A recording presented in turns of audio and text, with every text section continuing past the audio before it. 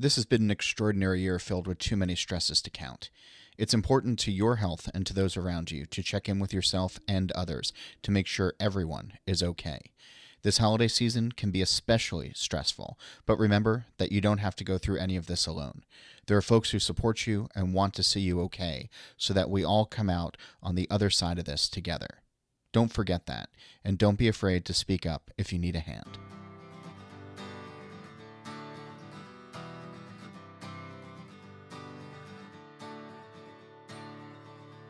Welcome to Drink Beer, Think Beer, the podcast that gets to the bottom of every pint. I'm John Hall. This week, I'm calling out to the West Coast and talking with Laura Ulrich, the small batch brewer at Stone Brewing Co. and the current president of the Pink Boots Society.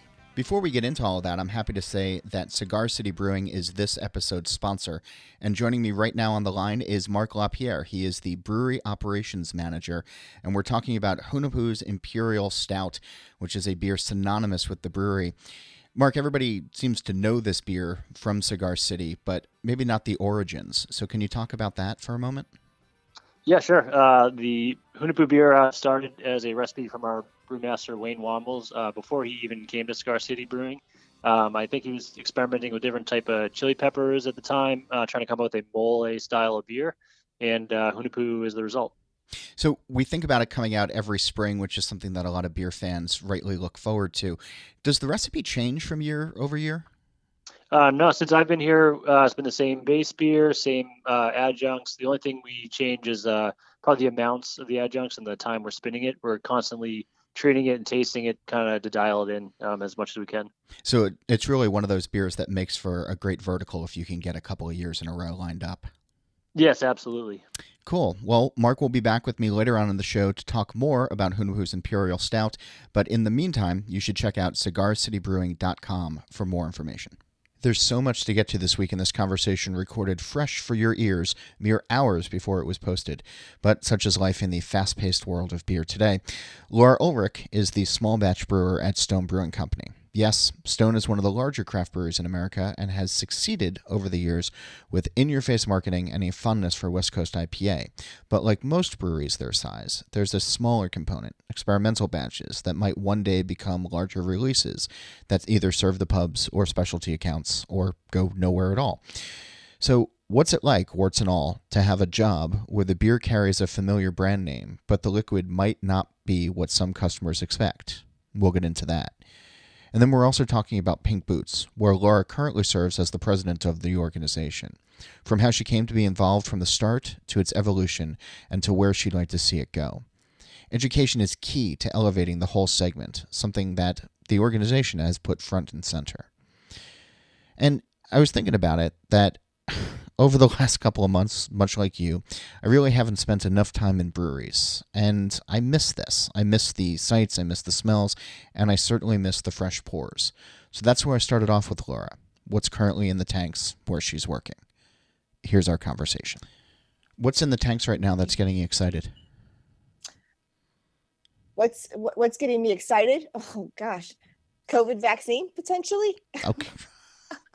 No, in like your brewing tanks that you've made recently. Are you cooking up vaccines at the Stone Brewing Company? I'm not. That would be really awesome though. What's in our tanks? Right now we've got a lot of hop trials kind of coming off or coming up. So we've been focusing a lot on that. I work on the small batch system that's inside Escondido, the brewery there. So it's a 7-barrel mark system. So a lot of what we focus on is, if there is a hop recipe change, if there is a yeast change, or if they're trialing a different temperature or grain or, whatever, we're kind of the incubator group that does that. There's also Chris at Liberty Station and then Steve at Napa. Yeah. And so, they get a little bit more of like free-flowing creativity with whatever they're doing to satisfy those tap rooms, right? In Liberty Station and then Napa. So we right now in our tanks, I'm running through a lot of the hop trials. We have some newly processed hops that is coming from our that was pulled for our harvest to test out and trial. So we've got those going on. We've got a lot of low calorie beers that we're trialing as well. And I think I'm kind of interested in that, maybe because it's on the lower ABV spectrum. And I'm trying not to drink so much these days. Yeah, you and me both. I know it's kind of hard though. COVID makes it difficult, I think. It's Yeah, but you know, these lower ABV beers, you know, I know we're kind of going into the colder season, so you know, a stout or you know, a brown ale might be kind of nice, but we're kind of in an unseasonably warm right now. It was like 78 for San Diego, so okay. I'm Yeah, as I'm here in New York Metro right now, and it's 30 is it degrees out snowing? my window. So no, it's not snowing yet, but Oh, you know, soon. We had flurries today. oh. So I So think right yeah. now, I think that's kind of, I'm kind of looking forward to some of the lower, not that I'm trying to watch my weight or anything, but the lower calorie, lower ABV beers.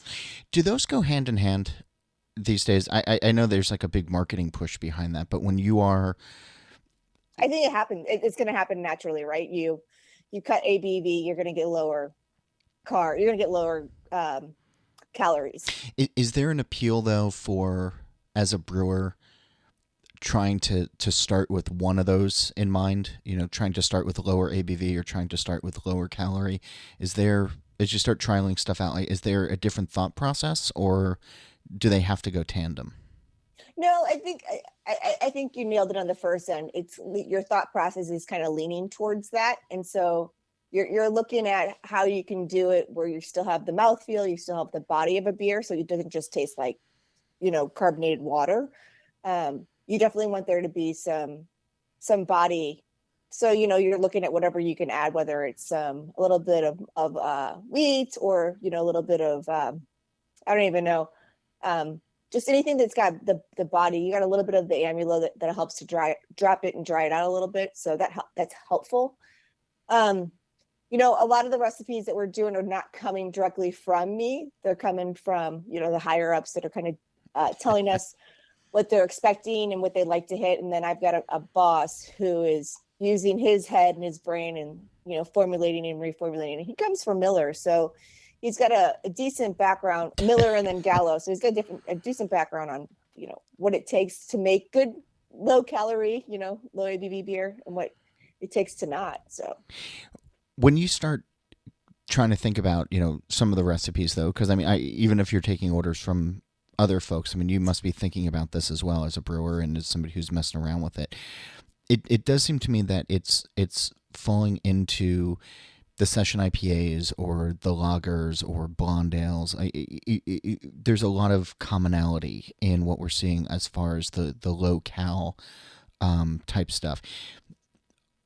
Can there be a breakthrough at some point with some of the, like, I don't know if I want like a low ABV quad, and I guess by definition, like it wouldn't be. right.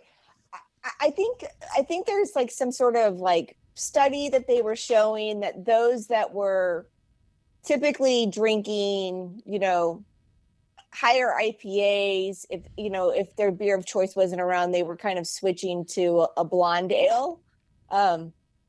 So I think there's some, I don't know why that is. Like I don't understand that thought process. I mean, the beer I'm drinking right now is our features and benefit, and it's an IPA, so it's got some bitterness still in it, and it's got a little bit of hop character. So it's kind of satisfying for me, my IPA want, because I'm an IPA drinker. Yeah. But you know, I'm sure there's lots of people that are crunching numbers based on people who are buying something and that are kind of giving us this forecast of like, this is, you know, if you don't have this, then you're going to lead with this. So I think there's a little bit of thought process when it comes to that, but I don't know how much.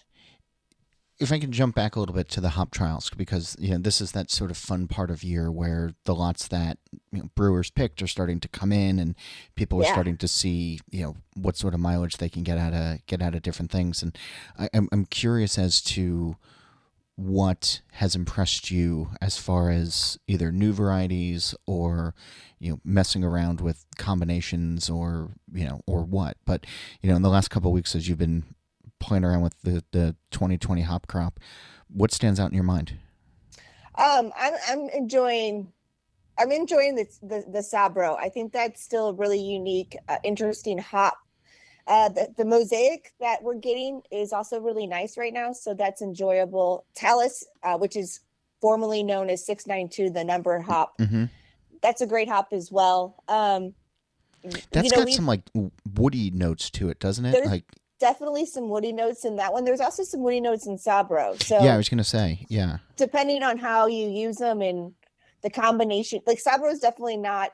I'd say Sabro and then the Talus are definitely not single hops. They need to be used with other hops to kind of either round them out or elevate them or to pare them down so much.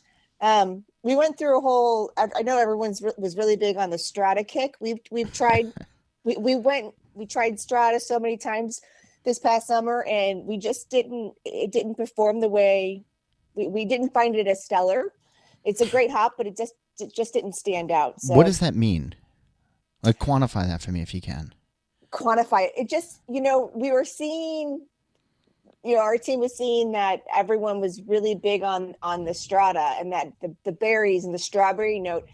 It's so subtle that in our beers it just seems to get lost. It doesn't stand out. It doesn't have any legs to stand on. So it just it wasn't really impressive to us. Now I've had a Strata beer. I've had a couple Strata beers that I've really enjoyed, but I guess for us, the way they were presenting to us, the way we were presenting it, it just wasn't coming through.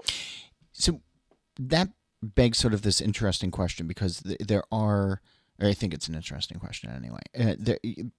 Larger breweries, and Stone is certainly one of the larger craft in the country, over time take on its own DNA, its own imprint of what we come to expect from them, but also there are taste profiles that are built out of brewers all working in tandem who sort of have a common goal in mind. When you say our beers and you're talking about like Strata not standing up to it in the way that you like, are there defining characteristics of Stone beers in your mind? For us, well, yeah. I mean, for me, yes, because I've been with Stone for so long that like I look for a bitterness level one. That's just me personally. But when I say it just didn't stand out, and the way we showcased it, there's so many hops, and we've used a ton of them that when we put a hop, when we do a hop trial or we do a hop innovation beer or a hop engineer beer, and we put it out there and we put it to the executives, it really has to knock their socks off because it's just going to taste like another IPA. And we don't want just another IPA. We don't want to just replicate have an IPA and just change the hops a little bit. We really want something that's slightly unique from that hop to really kind of showcase itself in order for us to want to put it in a package and then get it to the consumer. I'd say like Tiki Escape was really good about that, where we had put a combination, and forgive me, I don't remember the hops that we used, but the combination. I don't even know this beer, Tiki Escape. Oh my gosh, it was so good. That's all I drank this summer. It was awesome. It was just so unique. It was like this, it was like hot. It was like a true West Coast IPA, but it also had this like tropical, like cabana, like flavors. It was just amazing. It was really well put together. Sabro was in there. I'm sure Mosaic was in there. And I'm forgetting the other hops, but this was something that we did, and it must have only stayed here in Southern California. I'm not really sure. No, I don't know. I mean, I haven't been to a beer store in a while. So since March, maybe. Yeah.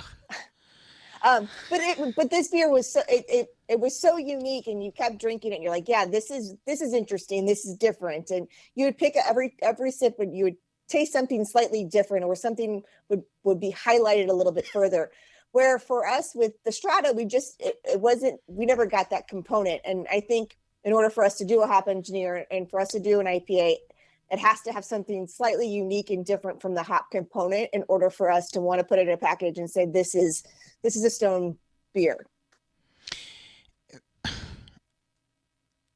Does it answer your question? Kind of, but I'm just sort of curious to go just like a little bit deeper as to like so you want to knock the executive socks off, like I get that, but like, do you want the consumer in a blind taste to be like, oh, that reminds me of Stone?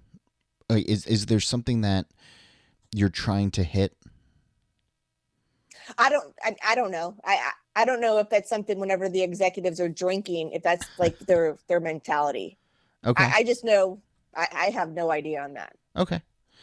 Um, when you talk about true West Coast IPA as well, because it seems like we are in this sort of fractured state right now, and you have people on the internet claiming that West Coast IPA is dead or dying in favor of hazy, juicy, et cetera, East Coast variety. When you're at a brewery that is synonymous with original generation West Coast IPA or early generations West Coast IPA, how do you keep up with that? Well, how do we keep up with it? Well, we just change it. I don't even know. We just keep making them. I get hazy is definitely, there's a lot of beers over the last handful of years that they come out and everyone's like, what? That's a thing? People want that? I remember we worked really hard one year when we were having some issues with our IPA, and there was slight haze and people were returning it because it was hazy. So I remember these things from the past, and I can have a hazy IPA. I enjoy them, but they're not my personal go-to beer. I typically go for a West Coast IPA. I typically judge a brewery based off of if they have a West Coast IPA.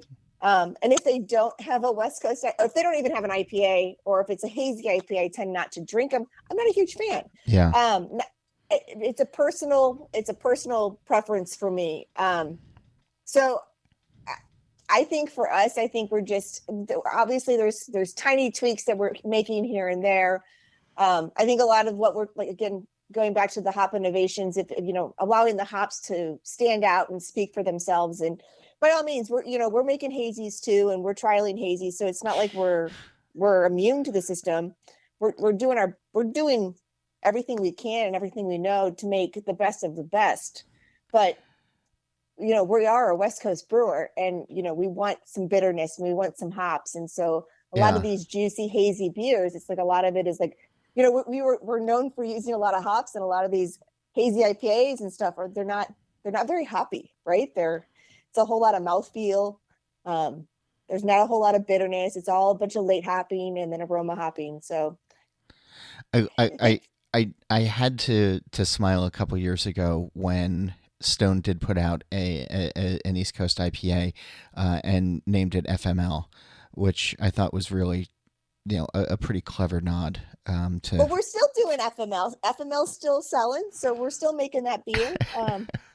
Sometimes that's based off of what Fear Movie Lions, where when I saw it, I was like, FML, that says fuck my life. Like, that's interesting, but well, play on words. That's a tough thing to get past the TTB, I imagine. But I'm curious as to, though, because you're out, or I guess pre-COVID, you were out speaking to groups of people, and you were out and about, and being an ambassador for Pink Boots, but also for the brewery. And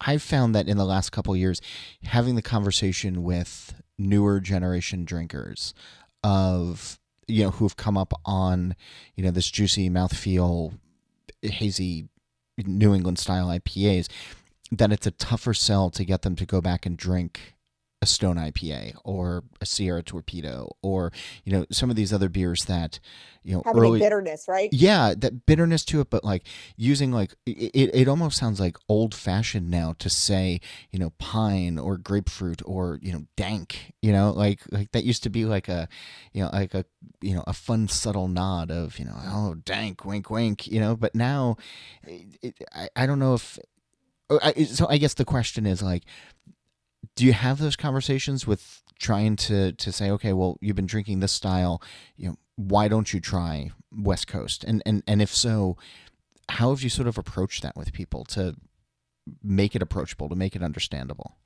Well, is dank still a hip buzzword?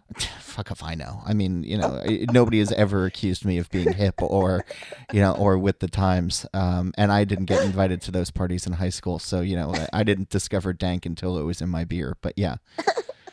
I approach.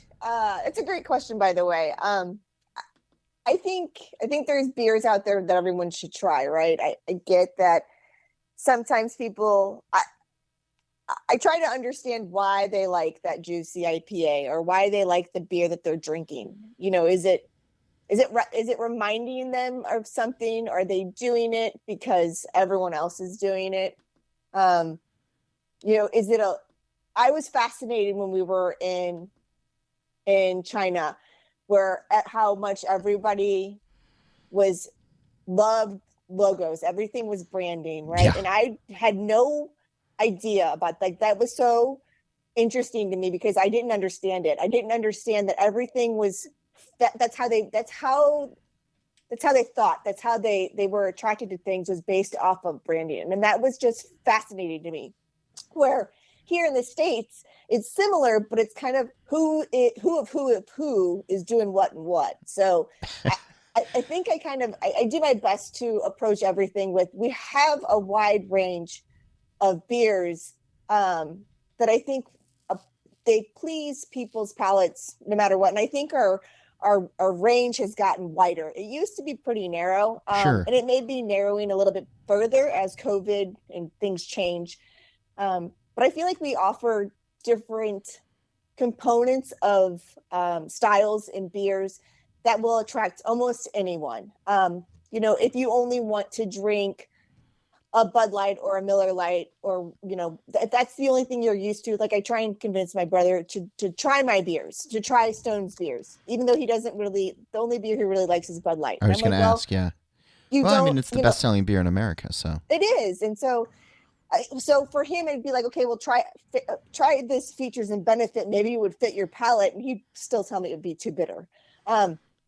So I think it's a matter of just people trying different beers, and of course, your palates change throughout the years. And I think your flavor changes with whatever you're eating.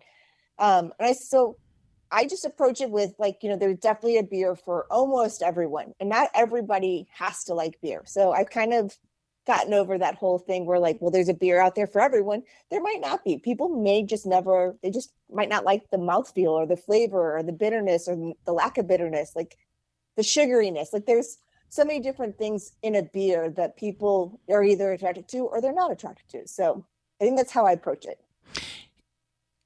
You sort of jogged something, and I'll just, for context, you said when we were in China, and it was 2018, right? That we were both at the China Craft Brewers Conference giving talks, right? Was that the year that we were? 2018 or 2019? It was early 2019. It feels like No, it was ago. May of 2019. You're right. I apologize.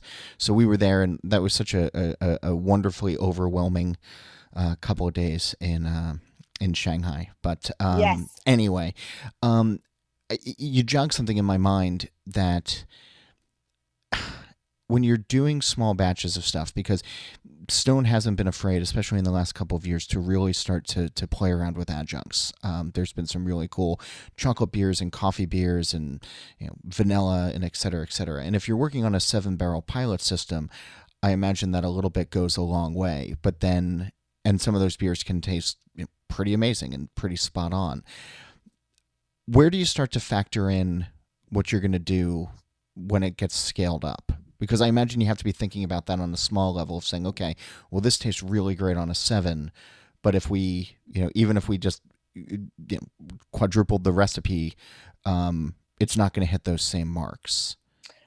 Yeah, you know what? I'd say there are 2 beers that we trialed on the pilot system that were POG, that Chris did at Liberty Station, which is essentially a Berliner Weiss that's like half Berliner and then half juice.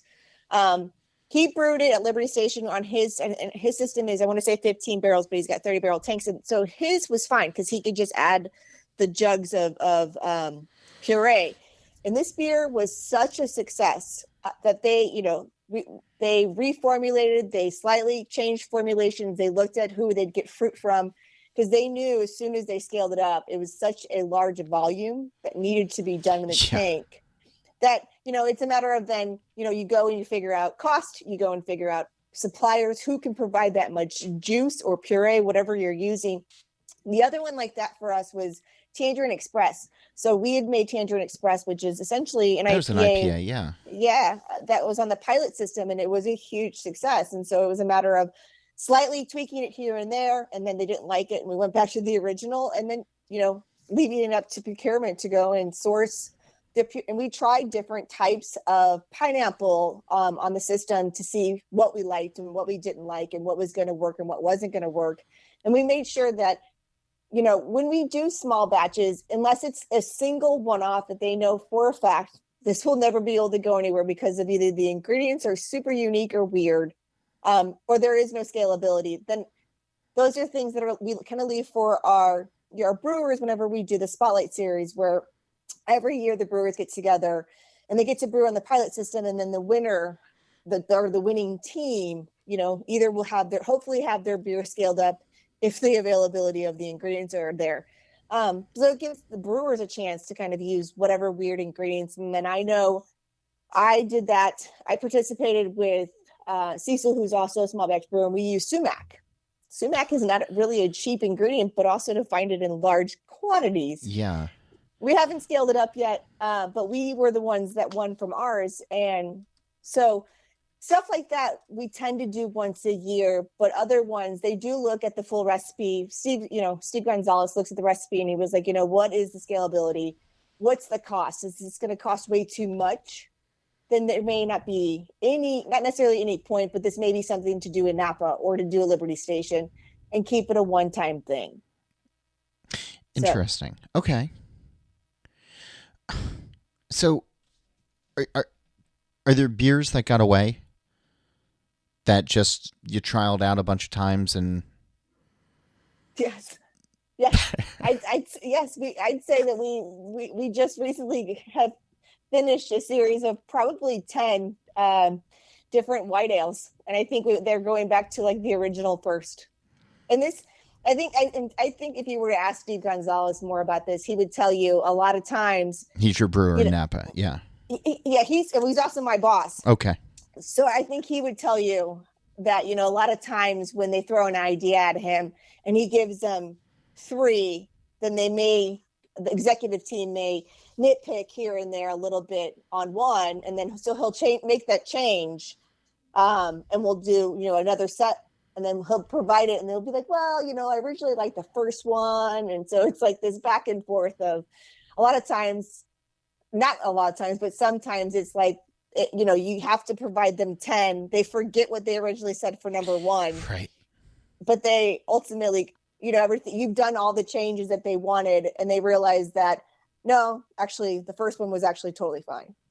Well, and I don't mean this in a bad way, but it sounds like a lot of the time the beers that you're making kind of live in the shadows until they're ready to be premiered, and that there can be a lot of things that never see the light of day, or if they're tasted by folks, it's going to be a very, very small amount of people who get a chance to taste it. Yes. Have there been projects that have been because of that? Like, are you taking these beers personally? Are you taking them seriously? I know you're taking them seriously, but are you taking it like personally? Like, I got to get this out into the world. Well, there's a little bit of taking it personally and seriously in the sense of, if sometimes I tend to rush too much or too fast and try to accomplish too much in the day, and I will make a mistake similar to what I did yesterday, which is why we didn't talk. I totally messed up a situation, and I tried to actually fix it today, and I made it worse. So I'm going to have to rebrew something, which it's not the end of the world. I guess it's the luxury of working on this smaller system. It's a total bummer. And it causes me to kind of say, slow down. What are you doing? You don't have to rush. You're not rushing to get anywhere. Why are you forcing the situation? And then, so I guess that's the positive is like when I make a mistake, it bums me out, and it's, it doesn't feel good and it sucks, but I have the ability to kind of pivot a little bit and say, hey, I fucked up. Now we have to rebrew this. And it's like, okay, well, it just kind of changes the schedule.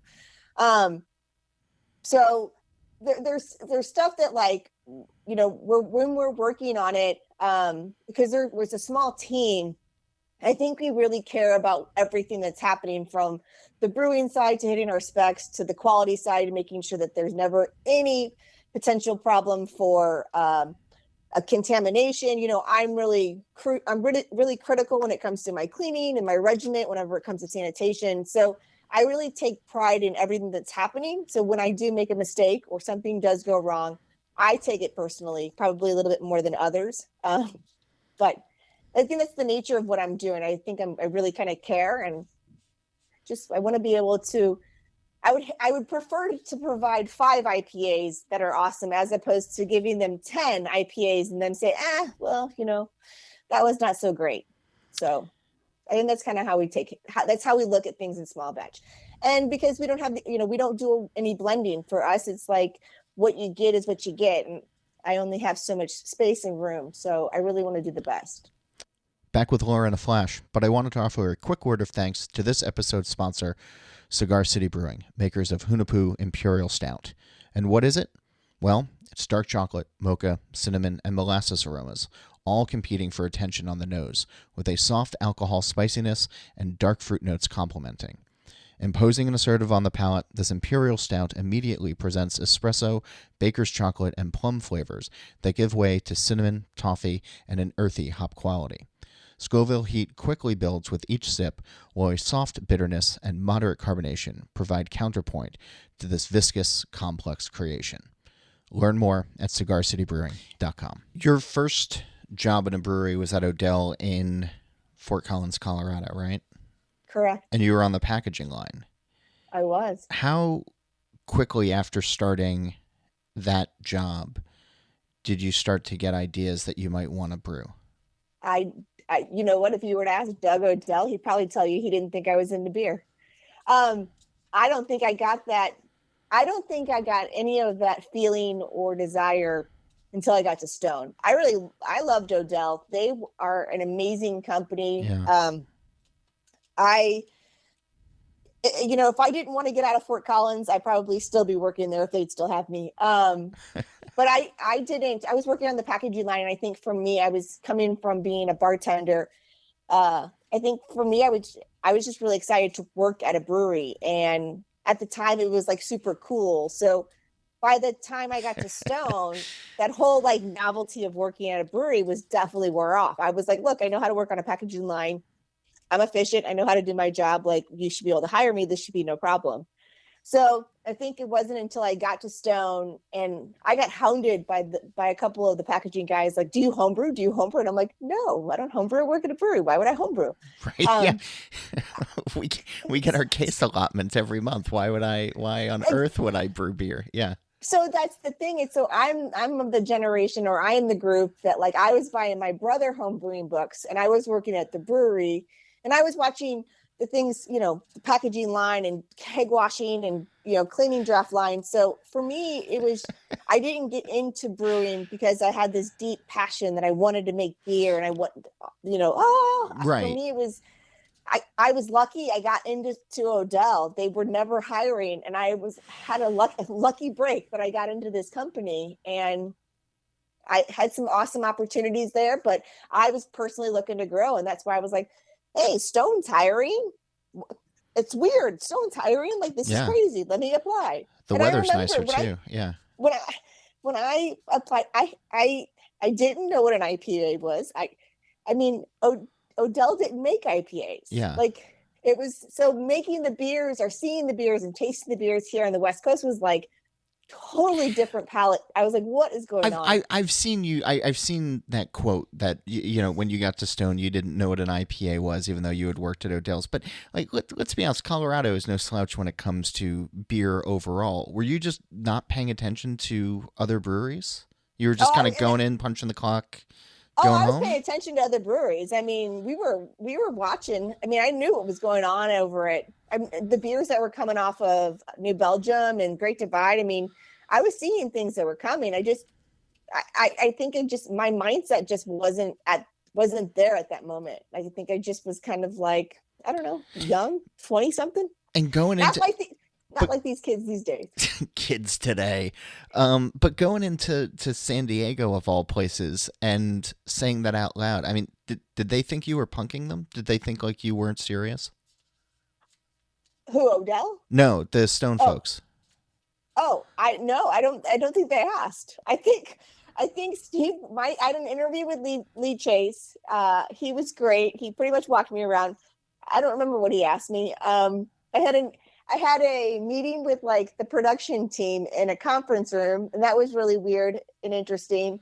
Because it was all dudes, and I was like, whoa, like what's going on here? Yeah. And then I had a meeting with Greg and Steve, and Greg was like all super happy, and Steve was like, Greg "Oh, well, Cook and Steve Wagner, the founders. Yeah. yeah," and he's like, "Oh, yeah, we don't go to Mexico like Odell does." And I'm like, "I don't care. I'm just looking for a job." Like, I feel like Greg Cook was all on board, and Steve was like, "Oh, I don't know about this." So, but here I am, almost 17 years later, and they still can't get rid of me. Well, so that's interesting that you pointed out that it was all dudes in the room. And one of the things that I love about your story, and that I heard you talk about this in China a little bit, and then you've given subsequent interviews, but you had, I guess, what would be a chance encounter on the on the brewing floor one day, that sort of led you onto this new path, and where you are with Pink Boots, Yes, Terry Farendorf. who's wonderful, by the way. But yes, She's amazing. This is when she had quit her job. She went on a beer tour as the road brewer because yeah, she wanted to visit friends, but also potentially scope out new places to live. Um, and she comes strolling in on a Saturday to Stone. We knew she was coming. Jeremy and I were working. Jeremy Monnier. Um, I had just been promoted not very long before this to brewer from the cellar, running the filter that we had. And she just so happened to show up on a Saturday, and I was running the filter that day. And I was like, "Oh, hi, who are you?" And, I met her, and she was like, "Oh, yeah, I've been a brewmaster for 20 years. I'm like, "Women can do this for a living? Like, this is a career?" And I said it, I'm sure I I feel like sounded you've like a been in this knucklehead. industry and around and are like amazed by certain things, like IPAs or I know. I need to get a life. I don't know what an IPA is. I didn't know women could be brewers. And it wasn't that I didn't know that you couldn't, like, I just didn't know that women made a career out of this. And I think I didn't know who Melly Pullman was. I didn't know who Carol Stett was. This is also before like I think MySpace was like the big thing. sure. So we weren't big social media people. No, And that's a good point. There weren't a ton of books, or I mean, there were articles in certain magazines back then, but yeah, again, I think I was just, focused on what was happening, the growth that was happening at Stone. I mean, when I got to Stone, we were at the now Lost Abbey location. We were at yeah, that location for only like a year.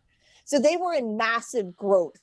And so things were happening really fast when I got to Stone. So I think that a lot of it was just kind of like overwhelming. I'm moving to a brand new state. I don't know anybody, so it's already overwhelming.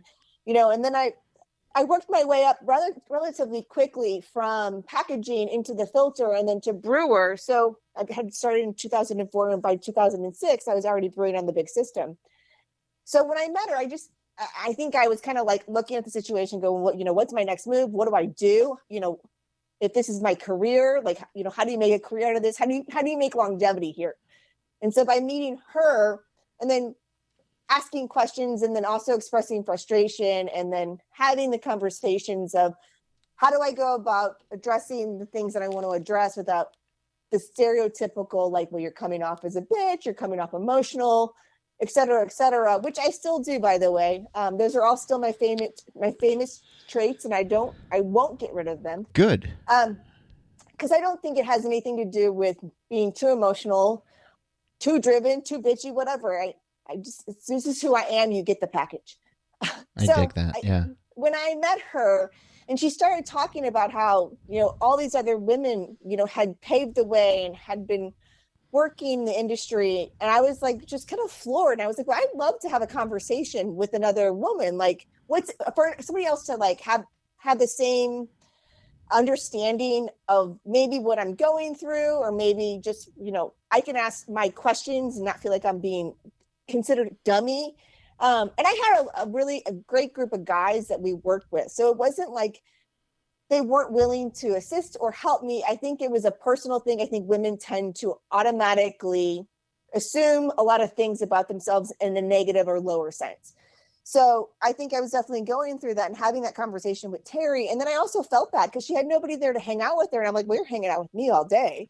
And then she had nothing to do. And Escondido, where the brewery's located at the time, there was nothing around. I'm like, well, the bistro's here. Let's go have dinner. And we literally talked. And that's how she mentioned Pink Boot Society, because she was wearing these pink rubber boots.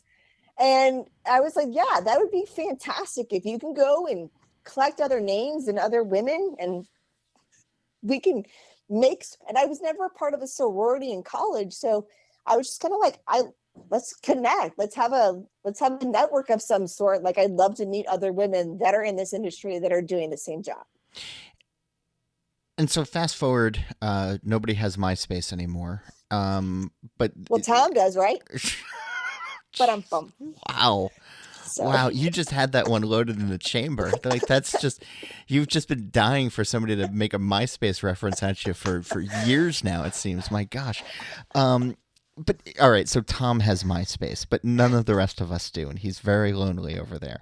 But there is a network now, and there is an international organization that is Pink Boots, and there are women talking, to each other in the industry and helping each other along, and being great resources. And it's morphed into this wonderful education group as well. But I'm curious if, I know there's still a lot of work to be done on multiple fronts in beer, and equality and advocacy. But are you still finding that you're talking to women in general, with how big craft beer has gotten, or how mainstream it is, or not, that women outside of the industry are still surprised, that there's a place for women in beer as careers? Like, that conversation that you had early on with Terry, do you find that that's replicated, or have we thankfully moved past that? I think we could definitely use more women in the brewing space, in production space, realizing that there are lots of opportunity inside a production role that women could hold. It doesn't have to just be brewing. It could be packaging. It could be in distribution. It could be in engineering. I think there's a lot of space that still could be filled in that sense.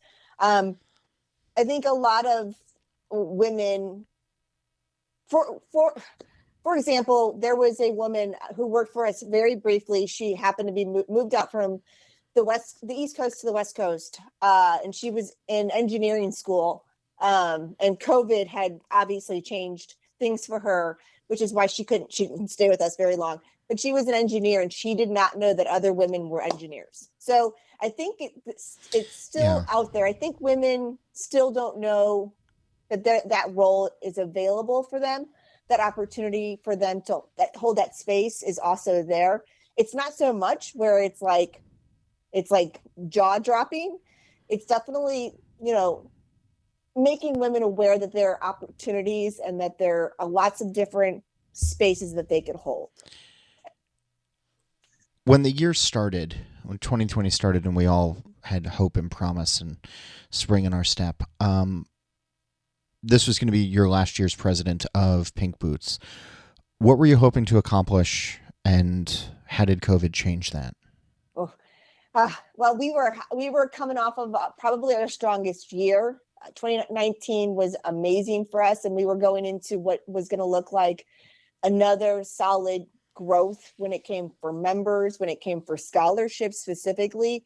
In 2018 and 2019, we doubled our scholarship amount from probably 20 to 43, and we were on a roll to offer about 68. And obviously, with everything closing, everything kind of had to pivot to online. So I think this year we'll still offer about 40 plus, around 43 scholarships, which is pretty impressive, which is really important to the organization and to our mission. But our largest fundraiser happens to be Collaboration Brew Day, which takes place in March to celebrate women and International Women's Day. And so a lot of brewers had purchased the hops, thankfully, but made beer. And then those beers sat in tanks. And so they didn't get packaged, or if they did get packaged, they got ran on limited runs. And I know lots of brewers and breweries are struggling, and we were struggling back in March, we're still struggling now. So, that kind of took a hit for us. So we were on a trajectory to do really well. And obviously we kind of had to refocus. We took things, to Zoom. We connected with our chapter leaders. We did what we could. We were doing what we can for our members. We're still offering scholarships. We have decided to look at Pink Boot Society, the organization as a whole, and we focused back on ourselves. So we created an online platform. So we're taking things from off of social media and making it more for member only, so that conversations can be held privately, so that we know that we have a little bit more control, not to censor, but like control over, this is a member organization, therefore members are communicating. Sure. Directing the dialogue. Well, that also makes it easier to actually have more honest and thoughtful conversations, because and not all our members are on social media, so it's not like they're going to Facebook every day to check up on what's happening. But it's also giving us the board and Pink Boots National a chance to connect with all of our international members as one. Australia has been a strong chapter for several years, and so having a connection just through the community platform with them has been really, really impactful. But it also just gives the chance for the members themselves to connect and ask questions and get a vast array of feedback and topics and conversation. And then we're able to create our educational library that we've wanted to do for so long, where we can hold content and put information that people can reference. And, we're sharing SOPs, we're sharing information, like we're able to store this in one location now. So we did a little bit of focusing back on the organization for the longevity for the group. But we'll see. 2021, it's going to be really challenging, but I'm really hopeful. We opened up our membership to other fermented beverages instead of constantly telling the cider ladies, no. We finally said, you know what? Come on in, because we want to be able to be more inclusive. We want to be able to offer more opportunities. As brewers, they themselves are looking to pivot. Some of them are going to kombucha, some of them are going to distilling. We didn't want to just focus on beer, since even locations themselves are kind of opening their doors wide open. So we've done a little bit of that, and it's been a lot of growth personally for myself. So it's not just like watching Pink Boots grow. I think I've grown tremendously.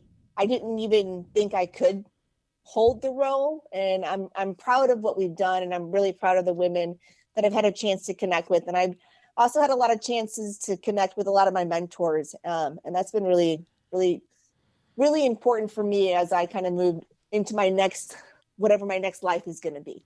Well, I'm curious, because I imagine that you don't want to sway too much the new leadership coming in, because they should have every opportunity to lead the organization in the way that they want to, and that hopefully is best for it. But as you think about the evolution of Pink Boots from that early dinner with Terry at the bistro and how it's evolved over time, what's one or two things, if all goes well in the world, which it's a crapshoot, a couple of years from now, you'd like to see the organization be doing? I'd like for us to, we tout ourselves as being the go-to organization. I'd like for us to be the organization that brewers and breweries go to seek women that they want to bring onto their roles. I think a lot of times companies don't go looking for diversity, and I think that might be something that at Pink Boot Society we could be able to provide, having a vast range of women that come in all different like sizes and everything else about them with educational components, career opportunities. I think that would be one of my most favorite things for Pink Boots to see. I'd also like for us to be able to offer some sort of certificate. Like if we were to even partner with some sort of school or program that could offer a range of different topics or areas, kind of similar to what the MBA does. They do a quick 2-week brewing program. If we were to do something similar, I think that would be pretty impressive. That way women could attend in a safe space and learn as much as they can about brewing, about cider, about whatever it is, or maybe all of them together. I think that would be pretty incredible. So this may be the interview that I've done that is closest to when it's being uploaded. Right now it's 9:30 on a Tuesday night on the East Coast, and this show will be uploaded to all of the listeners by midnight. And so today, the big news was the first vaccines for COVID-19 started rolling out in the UK. And I think most of us here in the U.S. woke up to pictures from Britain with people getting vaccinated, which it feels kind of cool, and that there's a little bit of hope at the end of the this darkness as it is. When we can get back to normal, when we can travel again, and when we can drink in bars again, and when we can convene as a species, but as beer people, beer loving people, where do you want to go for a pint? What are you missing right now? Oh man, I'd probably go to a place called Fathom. I don't know if you're familiar with it. It's a tiny little bar on the water downtown San Diego, or in Shelter Island. They've only got like 4 tables, but it's just got a great view of San Diego. Yeah, we know one of the bartenders who's typically there, Miggs. We also know Dennis, and so I think we could just definitely go there and see a familiar face, and that's definitely where I'd go. Excellent. Laura, thanks for taking the time and being on the show today. I really appreciate it. Thanks for having me, John. Thanks for letting me ramble about everything. That's Laura Ulrich of Stone Brewing. If you're local, safely stop by and see what's small batch and good at the brewery, and learn more about Pink Boots Society at pinkbootssociety.org. Also, a bit of housekeeping. Make sure to head over to Facebook and join the This Week in Rausch Beer group. There's always something smoky going on. And if beer audio is your thing, make sure you listen into the Beer Edge podcast with Andy Crouch for deep dive conversations with interesting brewery owners and more. And also head over to beeredge.com for articles and to sign up for the newsletter. Every Monday, look out for a new episode of Steal This Beer, and once a month, download the BYO Nano podcast. And please don't forget to subscribe to the show and to leave a review. You can always reach me via email at johnhall, that's JOHNHOLL, at beeredge.com, or on Twitter at John_Hall. You know the deal. Nate Schweber does the music. He's got a new album out called Gaps. You can find that on nateschweber.bandcamp.com, and Jeff Quinn designed our logo. All right, before we go this week, a word of thanks to Cigar City Brewing. They're our sponsor for this episode, and joining me again on the line is Mark LaPierre. He's the brewery operations manager for Cigar City Brewing, and we're talking about Hunahpu's Imperial Stout. Mark, you touched on this at the top of the show about the adjuncts, but let's talk about the base beer itself and what it is. Yeah, absolutely. The base beer for Hunahpu is Marshall Zukof's Imperial Stout, one of our most popular beers. It's a triple mash stout. It's got loads of English specialty malts, chocolate malts. Gives a nice chocolatey espresso character that really holds up on its own, especially in the presence of all the spices that we add to Hunahpu. So for those who haven't had Hunahpu before, hit us with the stats on it. Yeah, it's last year's was 11.8% alcohol. IBUs were 60, and original gravity 30 Plato. Cool. We're headed into a new year. I'm sure a lot of the beer fans who make the annual trek down to your part of the country are already getting worried and excited and nervous and are eager to know more. What can you tell me right now about the future of Hunahpu Day 2021? Yeah, for next year, I can tell you the beer will be released in March of 2021. Any details around that release or any details on the festival are coming soon, so please keep an eye on our website and social media accounts. Cool, and that website is cigarcitybrewing.com. Thanks, Mark, and thanks again to Cigar City for sponsoring this episode of the show. And one more time, a reminder to check out cigarcitybrewing.com to learn more about Hunahpu Imperial Stout, as well as all of their other beers.